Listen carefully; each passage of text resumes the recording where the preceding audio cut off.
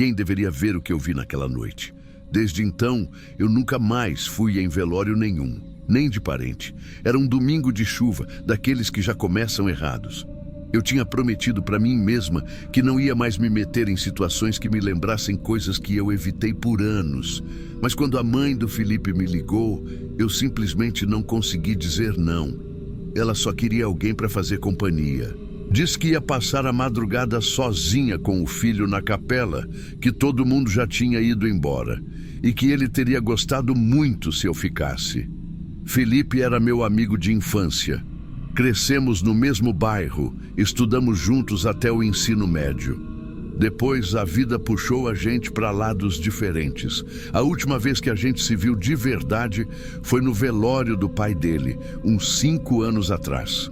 A gente até se adicionou no WhatsApp depois, trocou umas mensagens, mas parou ali. Nunca mais nos vimos. Nunca mais. Ele morreu numa quinta-feira, acidente de moto. Disseram que escorregou na curva de madrugada e bateu no poste. Não resistiu.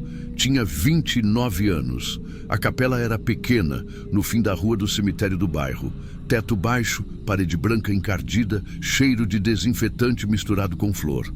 As poucas cadeiras de plástico estavam molhadas, algumas goteiras pingando do lado. Tudo escuro do lado de fora, a não ser pela luz amarela do poste da esquina. Cheguei lá por volta das 11 e pouco da noite. Só estava ela, a mãe dele, sentada ao lado do caixão. Chorava em silêncio, com a cabeça baixa. Me abraçou forte quando me viu e disse com a voz arrastada que o filho ia ficar feliz de saber que eu estava ali. O caixão estava aberto. Fiquei parada alguns minutos olhando. Ele estava estranho. Não de um jeito horrível, parecia calmo. O rosto dele tinha aquela palidez que eu sei que é normal. Mas o que me prendeu o olho foi uma mancha escura no pescoço, como um roxo esticado até perto da clavícula. Eu imaginei que fosse do acidente, talvez do impacto do capacete ou alguma hemorragia interna. Tentei não pensar muito. Ela me pediu para sentar com ela até amanhecer. Disse que não queria que ele passasse a última noite sozinho, que eu era especial para ele. Você era a única amiga de verdade que ele teve, ela falou. Fiquei. A gente quase não conversou. Só se ouvia a chuva lá fora e o barulho do ventilador velho rodando devagar. Às vezes, o silêncio era tão grande que dava para ouvir o som do meu estômago vazio ou o tique do relógio na parede. Teve um momento, logo depois da meia-noite, que eu comecei a reparar em umas coisas meio fora do normal. Primeiro foi o brilho no rosto dele, como se estivesse um pouco suado, só que o corpo já tinha sido preparado. Eu até pensei, deve ser o calor, essa umidade toda, mas mesmo assim, incomodava. Depois eu achei que vi o peito se mexendo, bem pouco, tipo quando a gente suspira sem querer. Mas aí eu pisquei, olhei de novo e, claro, ele estava parado. Não tinha como não estar. Essas coisas foram se somando. Por volta de 2 da manhã, uma das velas ao lado do caixão apagou sozinha. Não tinha vento, nem brisa. Eu me levantei, fui até lá e tentei reacender com o isqueiro que a mãe dele tinha na bolsa. Mas a ponta do pavio estava úmida. Tive que deixar apagada mesmo. Foi nesse momento que senti o cheiro. Não era flor, também não era o cheiro do produto de limpeza. Era um cheiro metálico, seco, forte. Me veio a lembrança do tempo em que eu cortava carne no açougue da padaria. Era igualzinho ao cheiro daquelas peças grandes quando a gente abria a embalagem a vácuo. E isso me travou um pouco. O corpo estava embalsamado, certo? Era para não ter esse tipo de cheiro. Fiquei em pé ali, meio sem saber o que fazer, quando a mãe dele olhou para mim com uma expressão muito estranha. Ela falou assim, com a voz baixa, quase num sussurro. Ele morreu sem contar um segredo, e acho que está querendo contar agora. Se inclina, escuta. Talvez ele te diga. Na hora, eu travei, mas eu não consegui ignorar. Não sei explicar, mas me aproximei. Dei 2 passos, me curvei devagar, olhei bem de perto para o rosto dele, e aí eu vi o canto da boca dele. Se mexeu. Foi mínimo, tipo um tremor, um puxão de um lado só. Meu coração disparou. Minha respiração ficou presa no meio do peito. Olhei de novo, mais de perto, e juro por tudo que vi o queixo tremer, tipo um espasmo. Levantei na hora, fui até o fundo da capela, sentei e não falei nada. Só fiquei parada tentando pensar numa explicação. Foi aí que o relógio na parede travou. Exatamente 3h23 da manhã. Esse era o horário do acidente. Eu lembrava disso porque vi a notícia num grupo da rua. A polícia tinha confirmado o horário. Eu fiquei olhando para o relógio sem piscar.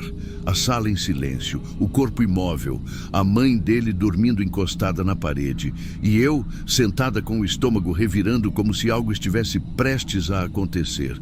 Eu não sei explicar o que me manteve ali. A porta estava destrancada. Eu podia ter ido embora a qualquer momento, mas alguma coisa me segurava. Talvez a culpa. Talvez o medo de parecer louca. Talvez porque uma parte de mim achava que tudo aquilo era só coisa da minha cabeça. E foi aí que aconteceu. A luz da capela oscilou.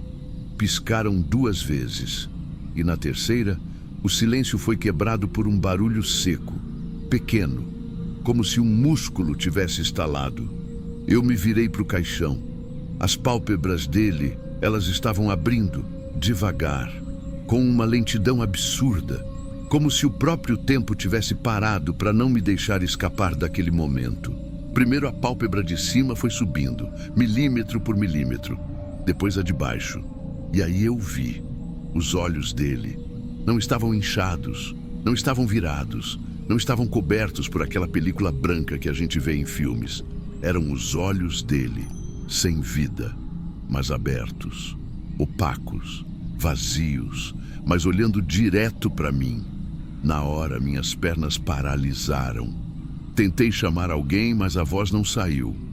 Eu fiquei presa naquele olhar, como se estivesse sendo puxada para dentro de um buraco. Por mais que parecessem mortos, aqueles olhos estavam me olhando. Não era impressão, não era reflexo. Eles estavam voltados para mim e só para mim. Eu não sei quanto tempo durou. Talvez 5 segundos, talvez 1 minuto, mas para mim foram horas. O mais assustador é que eu senti uma coisa que nunca vou saber explicar com exatidão. Não foi raiva, nem paz. Foi como se ele quisesse me dizer alguma coisa, um esforço mudo, uma pressão no meu peito. Uma sensação que invadiu o ambiente, como se o tempo e o espaço tivessem se contraído. E aí, de repente, eu consegui gritar. Me levantei num pulo, tropecei na cadeira, derrubei um arranjo de flor. A mãe dele acordou assustada, veio até mim desesperada.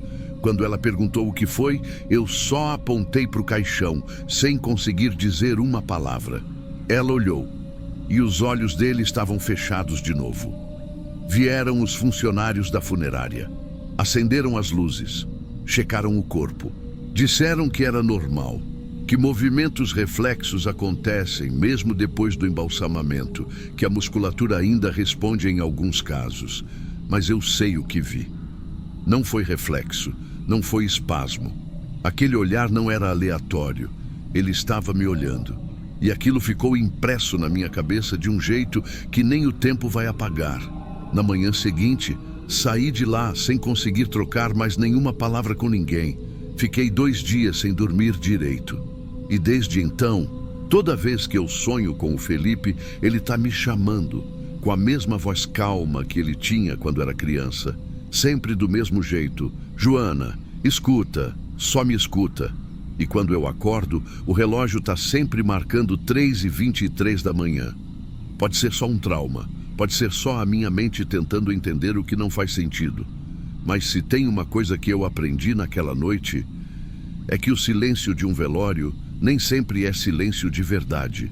E tem despedidas que nunca se completam.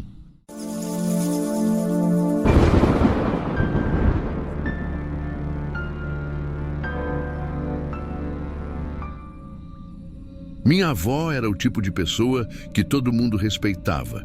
Na rua era só elogio. Dona Lourdes é uma santa, mulher forte, exemplo para a comunidade. Mas dentro de casa era outra coisa. Ela era daquelas que falava baixo, mas fazia você se sentir pequeno só com o olhar.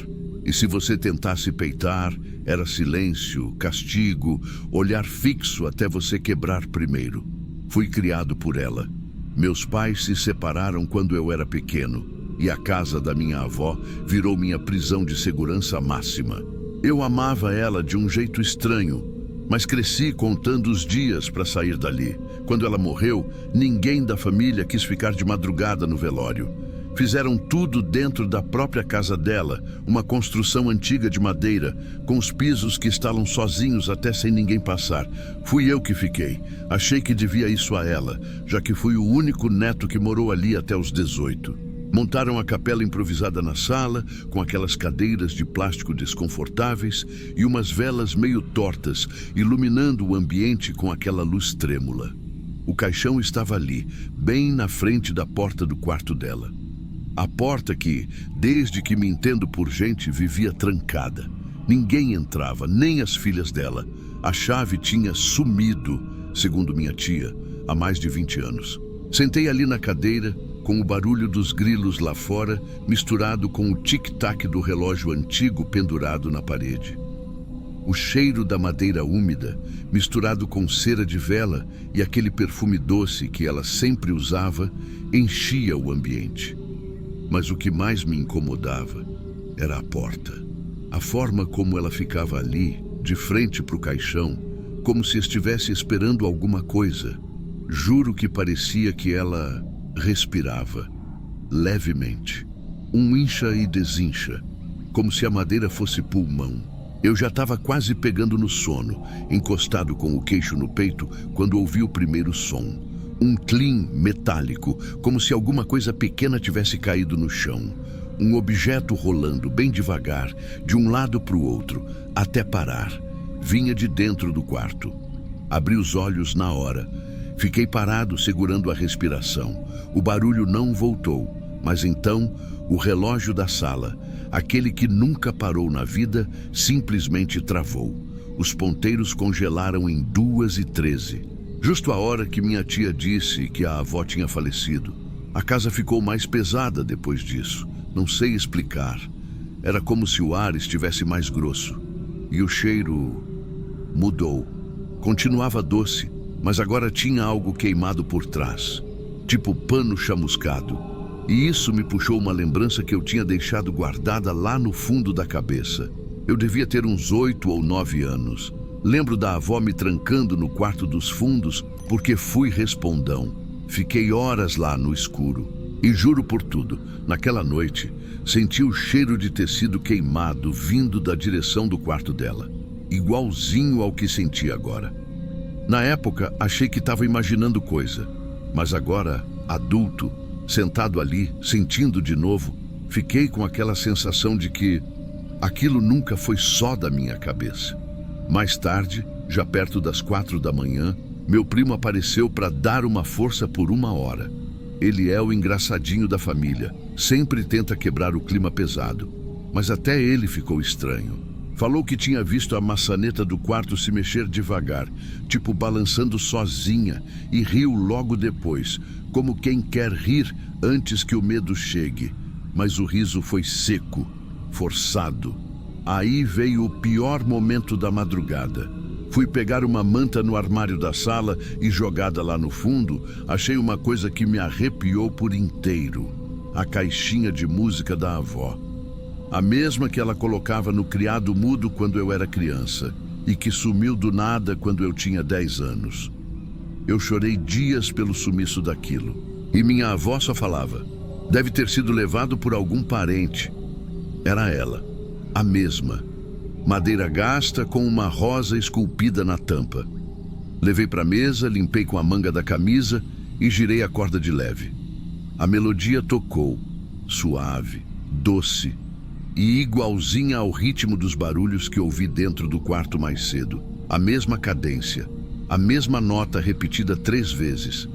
E depois uma pausa. Foi aí que eu entendi o que eu ouvi mais cedo. Não era objeto nenhum rolando, era a melodia, tinha vindo lá de dentro. Fiquei ali uns bons minutos, olhando para a caixinha, tocando sozinha, com aquela música antiga preenchendo o silêncio da casa. Aquilo me arrepiava mais do que qualquer grito ou susto. Era como se a avó tivesse deixado uma trilha sonora para vigiar a casa até depois de morrer. Quando a música parou, o silêncio pareceu mais alto do que antes. Não sei explicar o que me deu. Talvez tenha sido a noite inteira de vigília, o cheiro estranho no ar, o relógio parado, ou só aquela sensação de que tinha algo esperando. Mas eu me levantei. Fui até a porta. Aquela porta que, por 31 anos, esteve trancada. Encostei a mão na maçaneta, gelada, e aí ela abriu sozinha, sem esforço, sem ruído de tranca, como se tivesse só me esperando.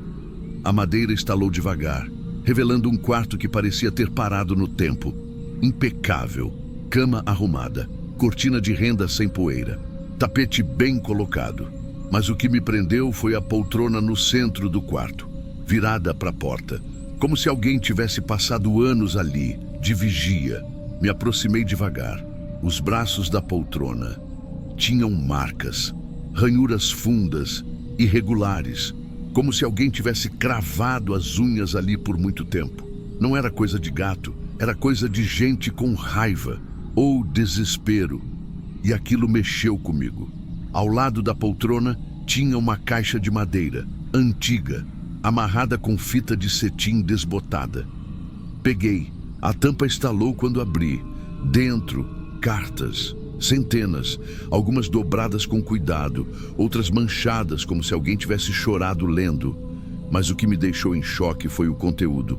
As cartas eram todas da minha avó, escrevendo sobre a família, sobre mim, sobre o que cada um fazia, onde iam, com quem falavam. A maioria escrita em tom frio, quase clínico, descrevendo eventos como se fossem relatórios. Ela sabia com quem eu perdi a virgindade. Sabia o nome da minha ex, que nem cheguei a apresentar. Sabia que eu passei o Réveillon de 2017 na casa do Caio, quando tinha dito que ia para Tiradentes.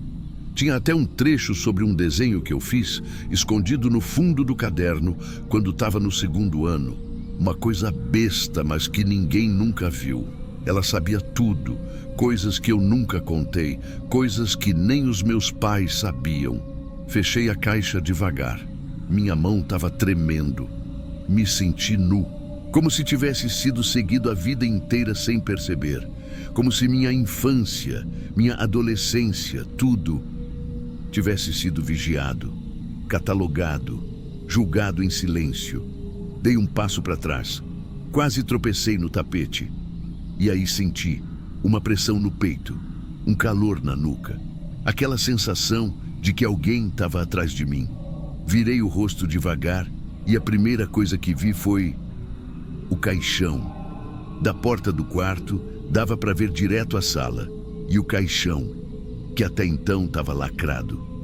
Só que agora estava com a tampa levemente aberta, um palmo. Só o suficiente para me fazer duvidar do que eu vi, ou acreditar. Corri até lá, olhei, mas já estava fechado de novo, sem nenhuma marca, sem nada fora do lugar. Voltei para o quarto, peguei a caixa, levei para o quintal, queimei tudo, cada carta, cada linha escrita com aquela letra perfeita que ela usava nos bilhetes da geladeira. E mesmo assim, mesmo queimando, quando chego em casa e a noite fica muito quieta, a caixinha de música toca sozinha, baixinho, sempre na mesma melodia, sempre às 2h13, e tem noite que eu acordo com um leve toque no ombro, suave, como o dela, e sei que não tô sozinho, mesmo tendo feito tudo para enterrar ela direito, mesmo tendo queimado as provas. Mesmo assim, ela ainda lê o que eu penso.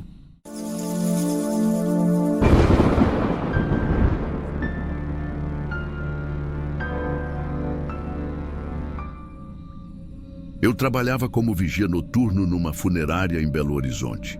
Dava plantão nas madrugadas. Muita gente acha que é um serviço silencioso, tranquilo, mas não tem nada de poético em ficar trancado a noite inteira num lugar cheio de morto.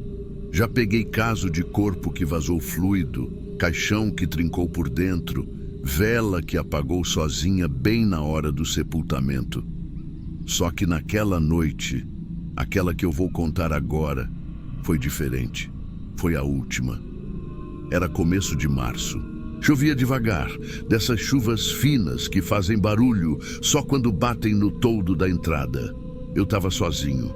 O rapaz do atendimento tinha saído às 8 da noite e ninguém mais ficou.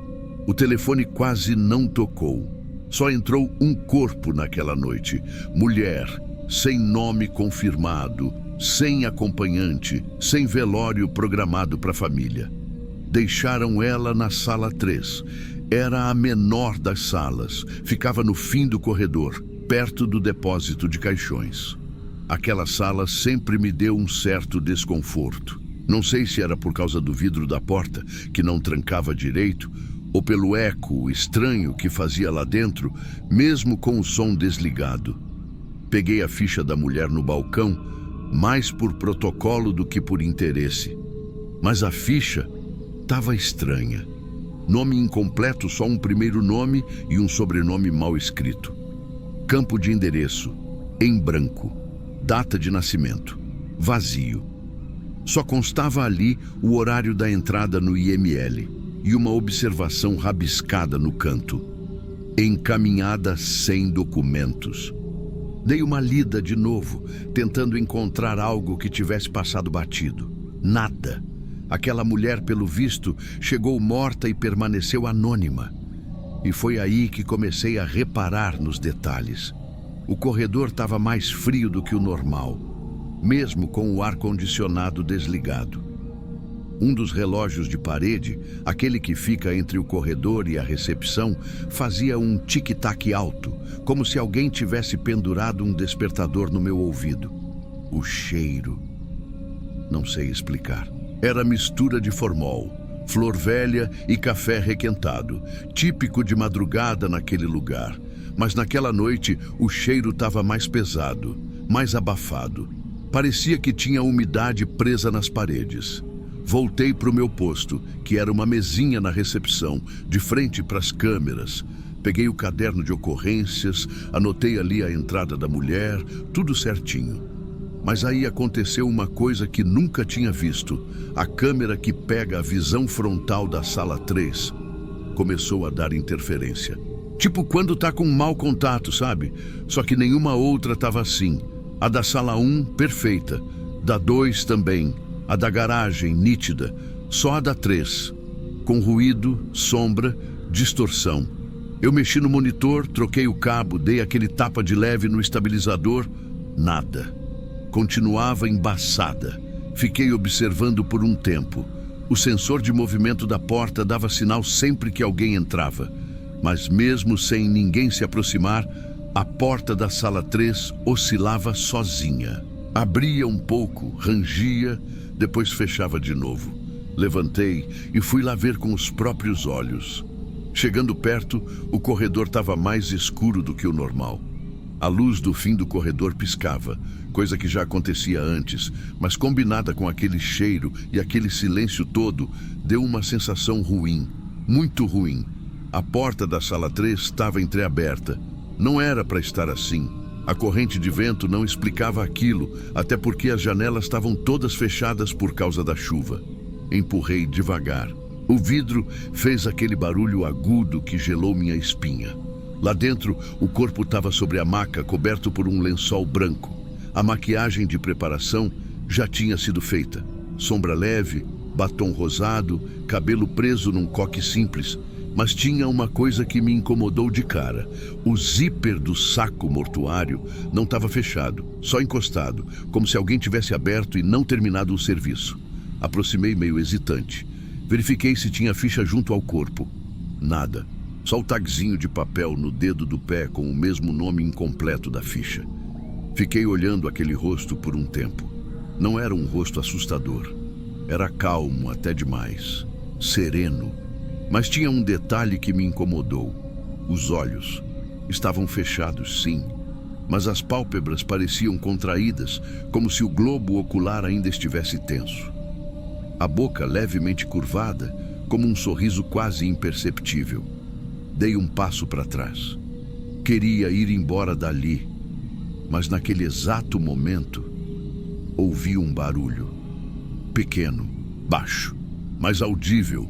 Uma respiração fraca, ritmada, como se alguém estivesse deitado ali, respirando pelo nariz, bem devagar. E o mais estranho não era a minha. O ar ali dentro estava denso, nem quente, nem frio. Denso. Me senti meio tonto. Saí da sala sem dizer uma palavra e fechei a porta.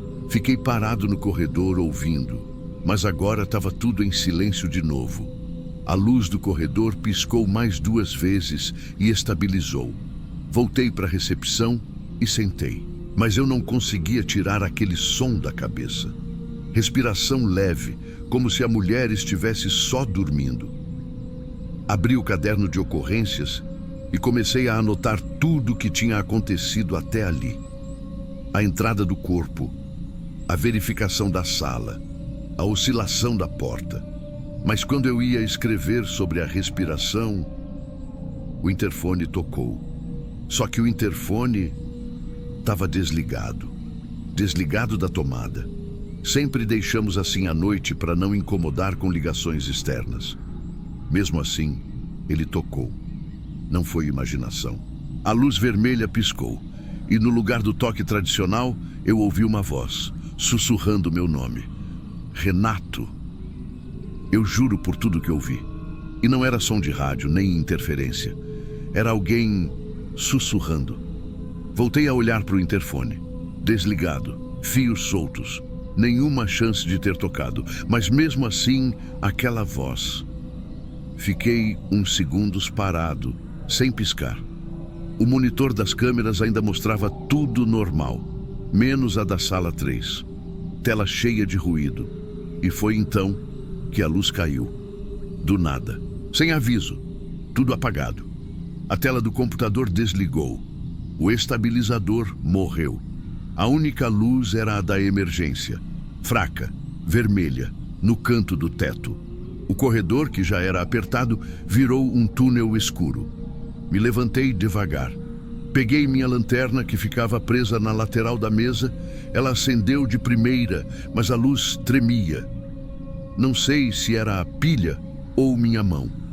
A primeira coisa que pensei foi em verificar o disjuntor.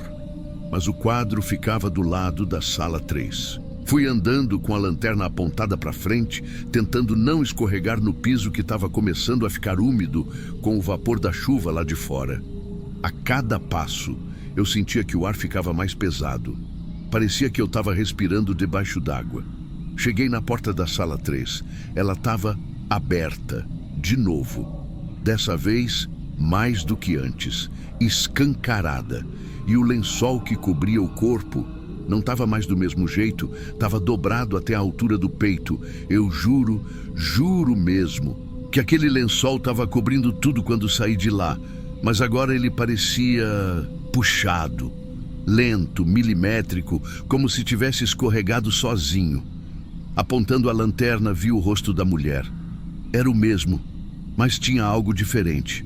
O batom parecia mais forte, o contorno do olho mais escuro e o sorriso mais evidente. Ela sorria, de leve. Um sorriso que não era simpático, nem calmo. Era um sorriso de quem sabe que você está com medo. E aí veio o pior. Dei um passo para trás, sem tirar a lanterna dela. Foi instinto. E a porta de vidro, aquela que nunca trancava direito, se fechou sozinha atrás de mim. Fez um tum seco. Travei. Virei rápido e tentei abrir. Não ia. A maçaneta girava, mas a porta não cedia. Tentei manter a calma. Respirei fundo, mas comecei a ouvir outra vez. Aquela respiração, agora, mais próxima.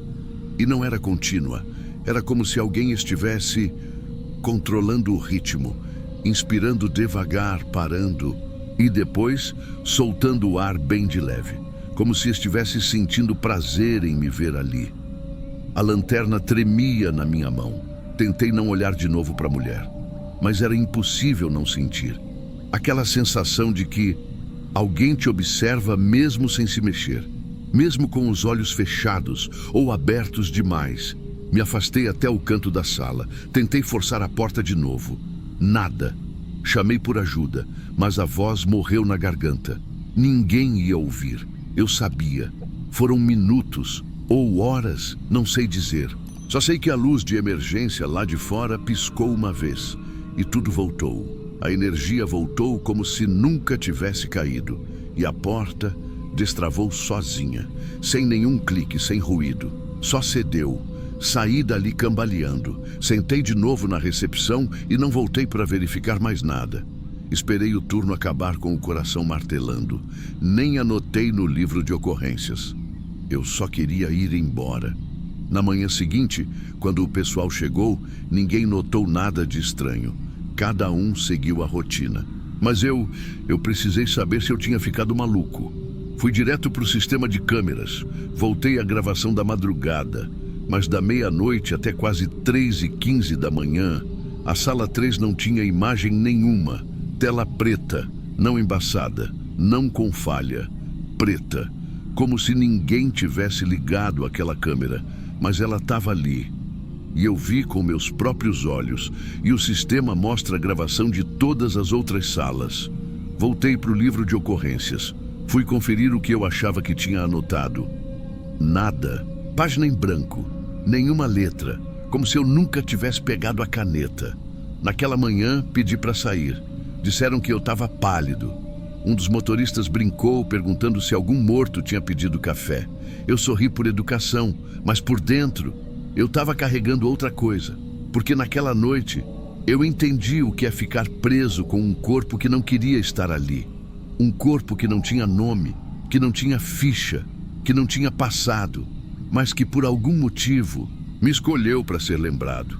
Desde então, não consigo mais entrar numa sala de velório sozinho, nem olhar para uma porta de vidro sem lembrar daquela sensação. E o que me assusta não é o que eu vi, é o que nunca mais consegui provar que aconteceu.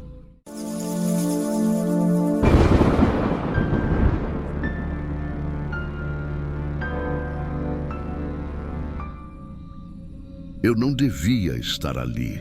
Não conhecia o homem. Não sabia o nome completo. Não fazia ideia de quem era a família.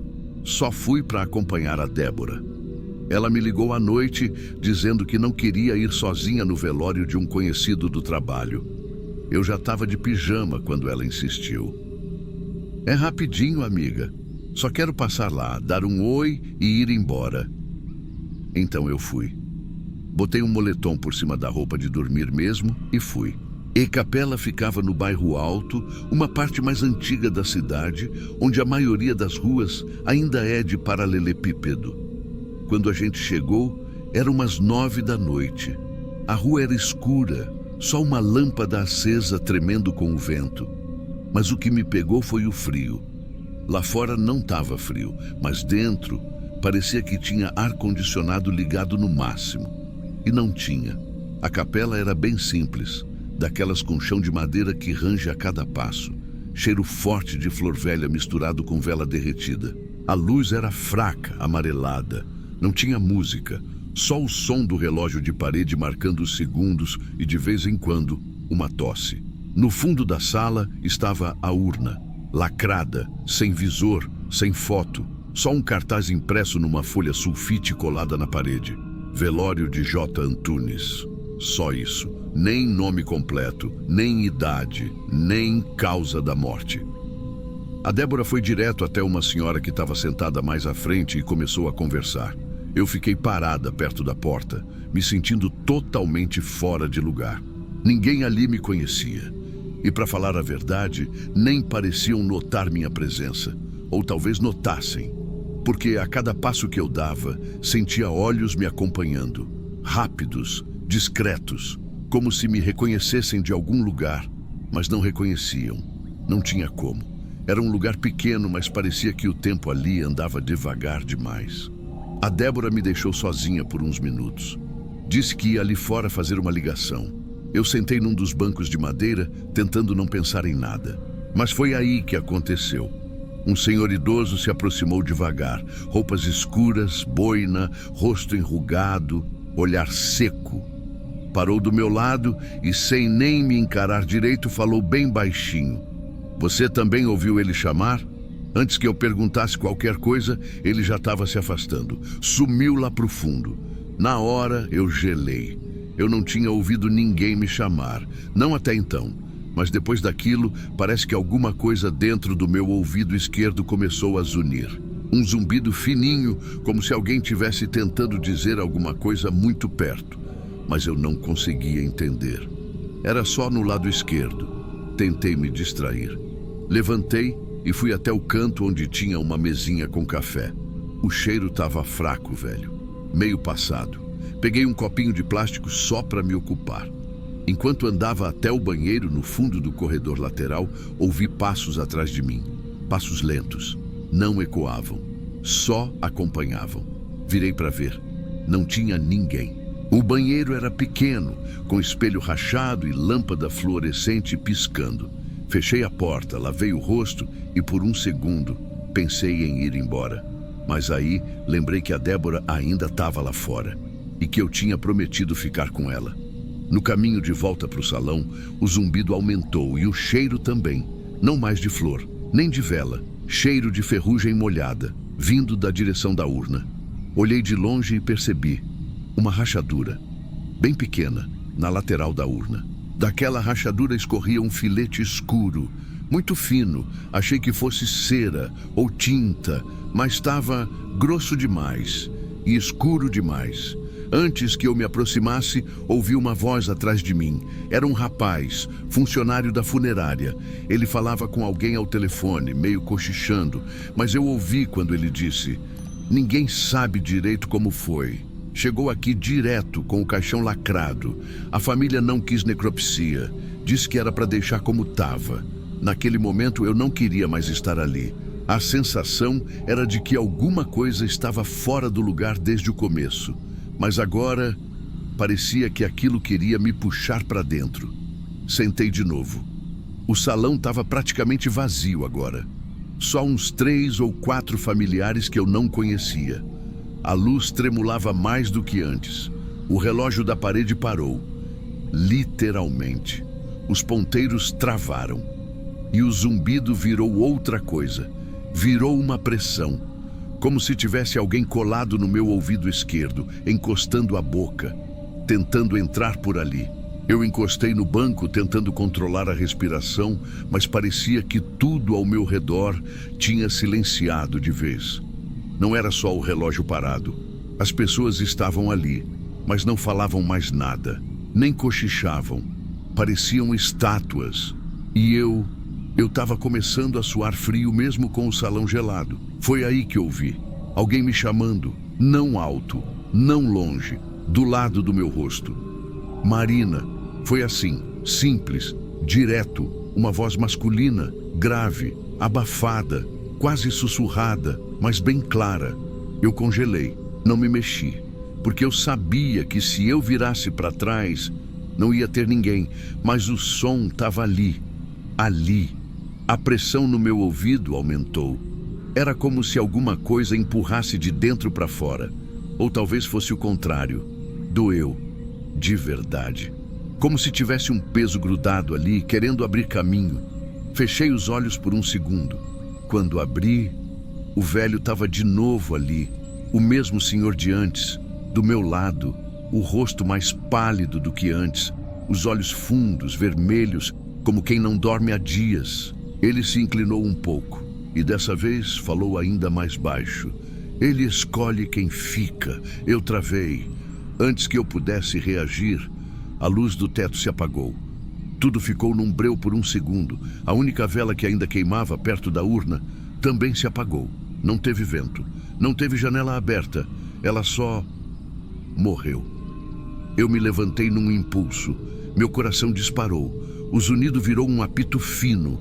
E por um instante, só um instante, eu vi o que parecia ser um vulto escuro de pé ao lado da urna. Alto, parado. Ou era minha cabeça? Não sei. Nesse momento, a porta de entrada se abriu com força. Era a Débora. Ela me viu ali no escuro, parada no meio do salão com o rosto branco. Veio até mim, me segurou pelo braço e disse que a gente ia embora. Nem perguntei o motivo. Fui. No carro ela perguntou o que tinha acontecido. Eu não consegui responder. Em casa, no espelho, vi a marca, atrás da orelha esquerda. Um roxo, bem no lugar onde tinha doído. Como uma pequena mão espremida ali, ou como se alguma coisa tivesse forçado para dentro.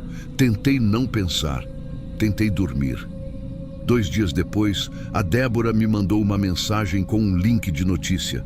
Não abri na hora. Só vi o título. O idoso que passou mal durante o velório do bairro Alto não resistiu. Era ele, o mesmo, o que falou comigo, o que disse que ele escolhe quem fica. Desde então, de vez em quando, principalmente à noite, deito para dormir e o zunido volta. Começa baixinho, igual no velório. Já tentei fingir que é coisa da minha cabeça, mas não é, porque toda vez que ele volta, eu ouço meu nome, baixo, do lado esquerdo. E é só aí que eu lembro que naquela noite eu não fui para acompanhar ninguém, fui para ser ouvida.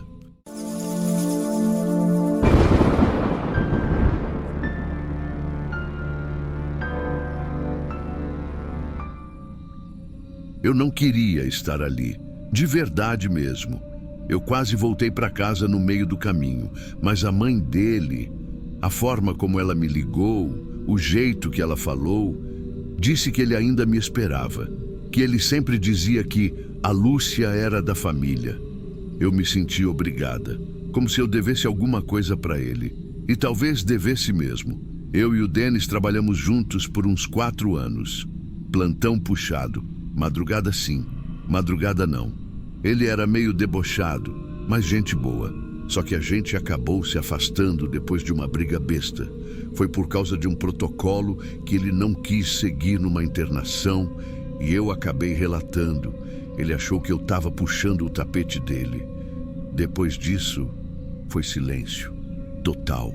E agora eu estava ali, entrando no hospital onde eu trabalho há mais de 10 anos, como visita, subindo para o último andar de um prédio antigo, com carpete molhado e luz fria tremendo no teto. Nem parece o mesmo lugar quando você não tá de jaleco. A capela era pequena. Tinha um cheiro estranho, abafado. O ar-condicionado estava desligado. Achei que fosse defeito, mas uma enfermeira conhecida cochichou. A família pediu para não ligar, porque o barulho poderia incomodar o corpo. Fiquei parada com isso na cabeça um tempão. O caixão estava ali, aberto. Denis parecia tranquilo, pálido demais, talvez. Só que o suor dele ainda brilhava na testa. E isso me deu um negócio ruim, como se não tivesse passado tempo suficiente.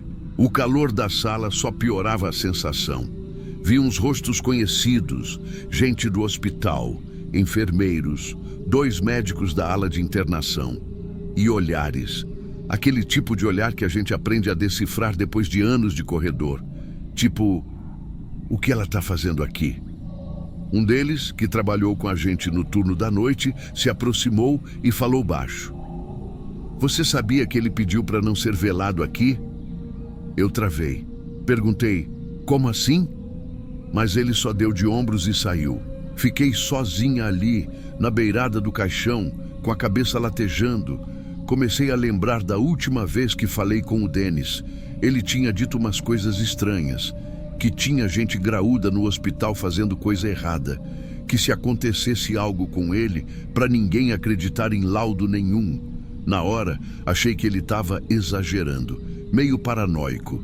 Mas agora, com ele ali, imóvel, cercado de silêncio e calor, as palavras voltaram com outro peso. A mãe dele veio falar comigo por volta de 2 da manhã. Olho inchado, a voz cansada de tanto chorar. Fica mais um pouco, Lúcia. Ele gostava tanto de você. Acho que ele queria te ver aqui. E eu fiquei. Por ela, por ele, ou por culpa. Talvez tudo junto. Enquanto o tempo passava, o calor piorava. A luz da capela piscava de vez em quando. Mas só quando eu chegava perto do caixão. Cheguei a testar isso. Saía, normal. Voltava, pisca. Não contei para ninguém. Achei que era da minha cabeça. 1 hora, fui até o bebedouro do corredor. No caminho, a porta de acesso à ala antiga do andar, aquela que está desativada faz anos, deu um estalo seco. Me assustei. Voltei rápido. Falei para mim mesma que era o prédio velho. Madeira, ferragem, essas coisas. Mas o barulho não era de estrutura. Era metálico, tipo bandeja de inox batendo. Voltei para o salão tentando parecer normal. Me sentei num dos bancos da lateral e fiquei observando. O rosto dele, a pele, aquela tranquilidade artificial. Eu já vi muitos corpos. Infelizmente a gente se acostuma, mas tinha algo ali que não fechava. Foi quando um dos enfermeiros antigos, o Mário, sentou do meu lado. Baixinho, só falou. Ele tinha me contado que ia entregar uns documentos, denunciar uns procedimentos errados. Estava com medo, disse que estavam atrás dele. Eu olhei para o Mário e ele não continuou. Levantou e foi embora. E eu fiquei ali suando frio, porque se isso fosse verdade, por que ninguém comentou? Porque o laudo dizia parada cardíaca. E porque mesmo com o calor daquela sala, o corpo dele parecia recente. Fiquei mais uma hora ali, sem falar com ninguém. Só ouvindo os estalos do teto, o zumbido da lâmpada, o leve ranger da porta. Tudo muito pequeno, mas que no silêncio de um velório virava barulho de terremoto. A mãe dele voltou a me pedir ajuda. Disse que iam fechar o caixão em breve. Queria ajeitar o lençol, arrumar a gola do jaleco que ele usava. Eu assenti, caminhei até o corpo mais uma vez, mas dessa vez alguma coisa me dizia que era diferente. A sala já estava quase vazia. Só a mãe dele, uma prima mais nova e 2 funcionários da funerária que tinham acabado de chegar com as alças de transporte. A maioria do pessoal do hospital já tinha ido embora, uns com pressa, outros calados demais. A mãe do Denis me chamou de canto. Disse que queria ajeitar o lençol e a gola do jaleco dele antes do fechamento. Pediu para eu ajudar, já que conhecia os jeitos dele. Eu respirei fundo, fui. Cheguei perto como tantas outras vezes naquela madrugada.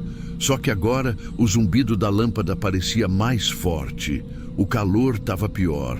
E o cheiro, um cheiro metálico que não deveria estar ali. Quem já viu hemorragia sabe do que eu estou falando. Não era o cheiro de formol. Era outro, mais ácido, vivo, quase. Puxei devagar a borda do lençol branco, só para alisar direito. Mas ali, na altura do ombro, vi uma coisa que me fez travar. Era uma mancha, pequena. A princípio pensei que fosse suor ou sujeira de manipulação. Mas era vermelha, fresca, ainda úmida. Meu coração começou a bater como se tivesse alguém batendo porta dentro do meu peito. Olhei para o rosto dele, depois para a gola do jaleco. Ajeitei como a mãe pediu, mas aproveitei para puxar com cuidado, como quem vai desamassar. E foi ali que eu vi um ponto, uma perfuração, pequena, fina, precisa, bem na lateral do pescoço. O tipo de corte que eu só vi em acesso venoso mal feito. Mas não era bem isso. Era limpo demais. E o mais estranho, a pele ao redor não estava ressecada, como costuma ficar em mortos que já estão há muitas horas. Estava viva, quase elástica. A vontade que eu tive foi de sair correndo, ou chamar a polícia, ou gritar. Mas eu congelei. Por fora, eu segui como se nada tivesse acontecido. Continuei ajeitando o jaleco, puxando o lençol. A mãe dele agradeceu, sorriu, exausta. Eu não consegui sorrir de volta. Na hora de fechar o caixão, um dos funcionários pediu que a gente se afastasse. A porta da capela estava aberta, mas quando fui sair, ela bateu sozinha. Um estalo seco, alto. Todo mundo olhou. Um deles fez piada. Deve ser o vento. Mas eu sabia. Não tinha vento nenhum ali, nem janela aberta, nem corrente de ar. Fiquei ali, parada, com a imagem do ponto no pescoço grudada na minha cabeça. No fundo, eu sabia que ele não tinha morrido do coração. Aquilo foi encoberto, e bem encoberto, e se o cheiro de sangue ainda estava ali, é porque foi recente. recente demais para o horário oficial de morte. Na saída, passei na sala administrativa para assinar um papel da funerária. Foi quando vi, em cima da bancada, o atestado de óbito dobrado. Sem querer, li a causa da morte: edema pulmonar agudo. Não era o que estava antes. Quando saiu o primeiro boletim, o motivo tinha sido parada cardiorrespiratória. Eu lembrava. Eu tinha lido. Aquilo foi trocado. E alguém fez questão de deixar bonito, técnico, sem margem para dúvida. Voltei para casa sem falar com ninguém. Entrei no carro e fui embora. No retrovisor, vi o prédio do hospital ficando para trás. As luzes do último andar ainda acesas, piscando, sozinhas. Não contei isso para ninguém, nem para minha supervisora, nem para o Mário, nem para minha psicóloga.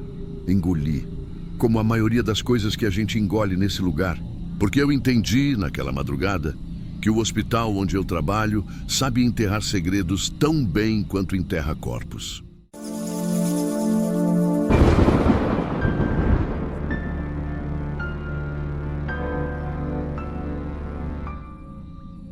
Eu não queria estar ali.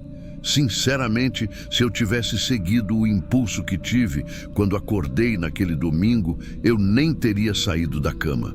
Mas tinha uma coisa me roendo por dentro. Uma dúvida que eu carregava fazia quase 30 anos. Se eu conseguiria perdoar meu pai antes dele virar cinza. Ele morreu atropelado, de um jeito feio. Me ligaram 2 dias depois, já avisando que o corpo tinha passado por autópsia, que tinha ficado muito machucado e que o velório ia ser com o caixão fechado. Era num crematório pequeno, afastado, desses que parecem mais um galpão reformado. Cheguei lá quase à noite. O lugar era simples, meio frio. Tinha uns bancos de madeira enfileirados, a luz era fraca e amarelada, e dava para ver a rua pelos vidros grandes da lateral da sala. Aquele tipo de vidro que reflete por fora quando está escuro e tudo aceso por dentro.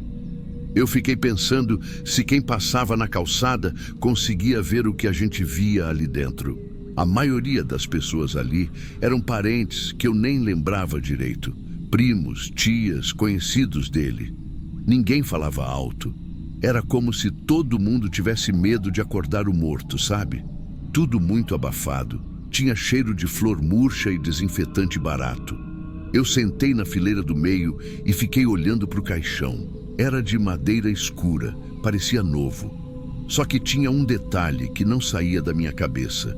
Tinha um furo, bem pequeno, quase no centro da tampa. Como se tivesse sido feito com uma furadeira, sei lá. Não devia estar ali.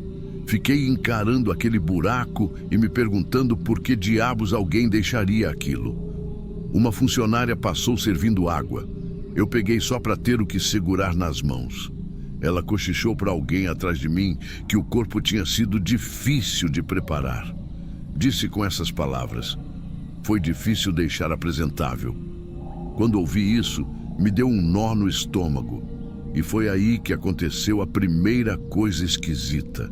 Eu estava ali, olhando para o caixão com aquele copo de água na mão, quando ouvi um barulhinho, um som leve, abafado, tipo unha em madeira, como se alguém arranhasse devagar lá de dentro. Na hora, eu congelei.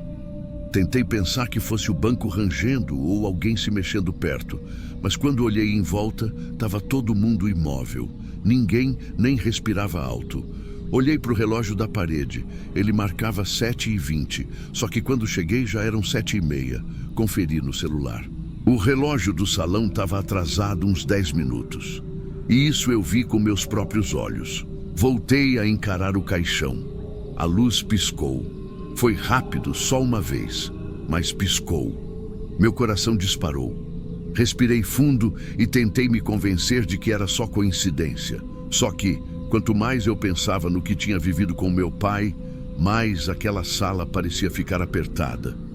Eu lembrava das vezes em que ele aparecia em casa bêbado, das brigas com a minha mãe, de quando ele me deixou esperando por horas na porta da escola com mochila nas costas e nunca apareceu.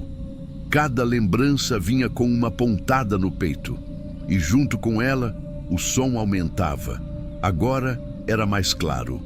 Um arranhar lento, ritmado, como se alguém lá dentro tivesse com as unhas batendo no forro da tampa. Toque, toque, toque. Fechei os olhos e pressionei as têmporas. E foi nesse instante que eu ouvi: Rafael, eu juro por tudo que é mais sagrado. Alguém sussurrou meu nome, grave, arrastado, quase sem força. Não foi imaginação, eu senti no corpo inteiro. Veio daquele caixão. Olhei para o lado. Ninguém tinha reagido, como se só eu tivesse escutado. Me levantei devagar, com as mãos suando. Dei 2 passos para frente. Fiquei bem perto, encarando o buraco na tampa. Foi quando a madeira tremeu. A tampa fez um estalo seco, como se alguma coisa, tivesse empurrado por dentro. Meu corpo travou. Eu fiquei ali, feito idiota, parado, com o copo na mão. O som parou. Tudo parou. Silêncio absoluto. Só que por um segundo, e isso eu nunca vou esquecer. Aquele buraco na madeira pareceu respirar. Eu me obriguei a dar 2 passos para trás. Sentia minhas pernas moles, como se tivessem sido preenchidas com areia. Respirei fundo, tentei focar em qualquer outra coisa. A parede, a porta lá no fundo, as flores em cima da mesa, mas minha cabeça só conseguia voltar para o barulho, para o sussurro, para aquela vibração na tampa do caixão. Ninguém mais parecia ter notado nada. A sensação era de que tudo tinha acontecido só para mim. Sentei de novo no banco, mas não consegui relaxar. Minhas costas encharcadas de suor, o copo de água tremendo na mão, a boca seca como se eu tivesse corrido uma maratona. E o pior, era a ideia que não saía da minha cabeça. E se não era a minha cabeça? Comecei a lembrar da última vez em que vi meu pai. Foi no hospital. Ele já estava magro, apagado, com aquele cheiro de antisséptico misturado a cigarro velho. Eu entrei no quarto sem saber o que dizer. Ele olhou para mim com os olhos fundos e só falou: eu devia ter sido diferente. Na hora, eu não respondi. Fiquei calado, parado, com aquela frase boiando no quarto. Voltei para o presente com um novo estalo. Dessa vez, foi mais forte, alto, seco. Tão alto que fez 2 senhoras lá atrás virarem o rosto em direção ao caixão. A funcionária do crematório apareceu pela porta, avisando que faltavam poucos minutos para encerrar a cerimônia. Eu fiquei observando enquanto ela ia até a lateral do caixão, colocou a mão na tampa e empurrou levemente, como se conferisse se estava firme. Ela nem piscou, só ajeitou a flor que tinha caído no chão e voltou para a recepção. E eu? Eu continuei ali, engolindo em seco, com aquela presença me oprimindo, como se o ar tivesse ficado mais denso. A luz da rua do lado de fora piscou, deu uma falhada rápida e voltou. Foi nesse momento que ouvi de novo: abre. Foi como se tivesse sido sussurrado direto no meu ouvido, mas sem vento, sem voz. Só aquele som rouco, lento, que parecia sair do fundo da minha memória. Eu travei, não levantei, não fugi. Só fiquei ali, imóvel. Aí, tudo ficou absolutamente silencioso. Silêncio de gelar os ossos. Nem o barulho do ar-condicionado, nem passos, nem vento, nada. E aí veio a última coisa. A tampa do caixão, do nada, pareceu ceder, como se tivesse um peso empurrando de dentro para fora. Uma leve curvatura, imperceptível para quem não estivesse ali de frente. Mas eu vi, com meus próprios olhos. Eu vi aquela madeira escurecida afundar por um segundo, como se alguém tivesse tentando sair, ou como se o que tivesse ali dentro não tivesse aceitado ser enterrado sem falar comigo. Mas aí, puf, voltou ao normal. Reta, fechada, intocada. A funcionária voltou, dessa vez com 2 homens para levar o caixão para o forno. Tudo seguiu normalmente. Gente se abraçando, gente indo embora rápido, celular tocando, como se nada tivesse acontecido. E eu fui embora também, sem dizer uma palavra.